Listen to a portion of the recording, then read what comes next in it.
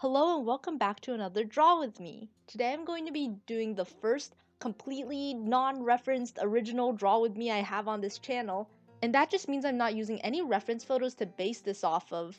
The only reference photos I took were ones of my own hands, and you'll see that even then, the hands look pretty bad. My goal with this drawing was just to try out kind of my own style and figure out what that is, how do I do that. I've been doing a lot of sketching lately off of Pinterest photos and my friends' photos, and I started to play around with exaggerating certain things and trying to add my own style into the drawings while making them still look unique and recognizable as the model or my friends. I've also been doing a lot of scrolling on Instagram and looking at artists I admire and seeing what they do and how their style is, what I like from that, and how I can kind of incorporate different elements of things I like into my own style. I also watched some videos about automatic drawing. I'll link them down in the description, but the idea is just to take your pen, put it on paper, and just start drawing without any plan or any thinking, not even drawing something that represents anything, just more like abstract how your hand naturally moves. And I've been thinking a lot about like what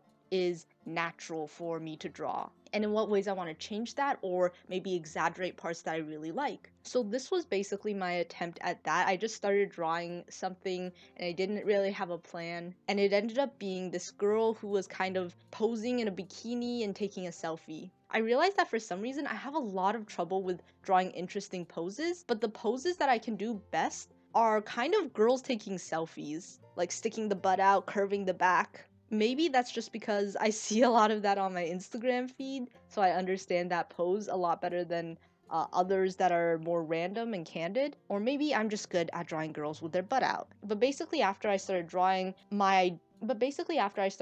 this, my idea for it was kind of have this girl taking a selfie in a bikini, but kind of having it be the pre-selfie moment. So when she's still trying to adjust the angle, make sure she looks good, she's kind of relaxed. You can see her belly is a little bit like not sucked in all the way.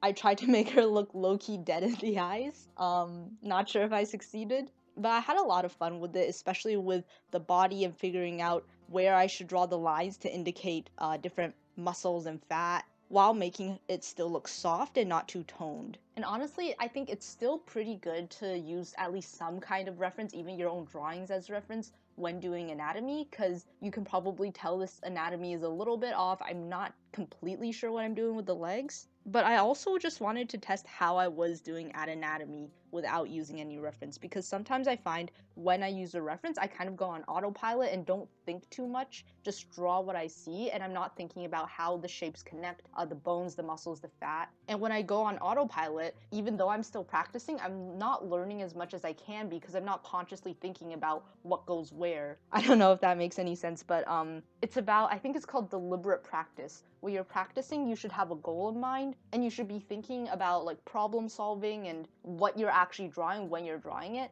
And when I use reference, I kind of just like turn my brain off and draw what I see and not really do that as much. So drawing anatomy without using reference is really useful for that, I think, because it makes you think about, okay, why does this go here? Which parts go on top when body parts overlap or squish together and stuff. Really good analogy, I think, is in math. When you're in class and your teacher is doing an example of a math problem, you can be like, okay, I understand the steps, like I understand what they're doing, but when you get the problem all on your own and you need to figure it out, suddenly you're stuck, right? You don't know where to start. Even though when your teacher was doing it on the board or when you were following along with an example in the textbook or something, you totally got it.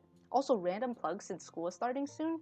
If you need help in math, STEM, or a bunch of other subjects, there's this app called Minute School. It also has a website, and they're basically like a Khan Academy learning type of thing, except everything is very short, so the videos are all really short, the quizzes are all really short, and they use like machine learning algorithms to make sure you're practicing what you need to be practicing and get the best results.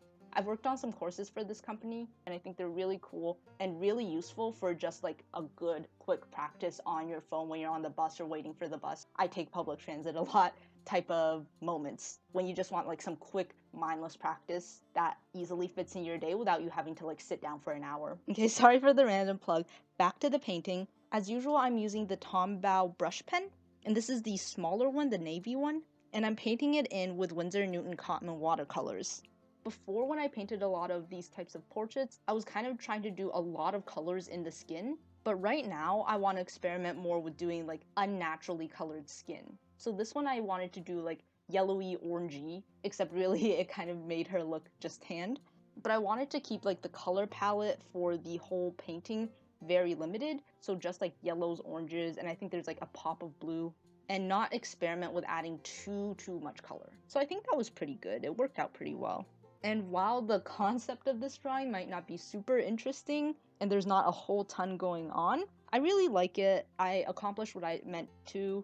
Maybe I could have gone more extreme with the colors, and I'll definitely keep experimenting with that. But that is it for this drawing. Thank you so much for watching, and I will see you next time. Bye bye!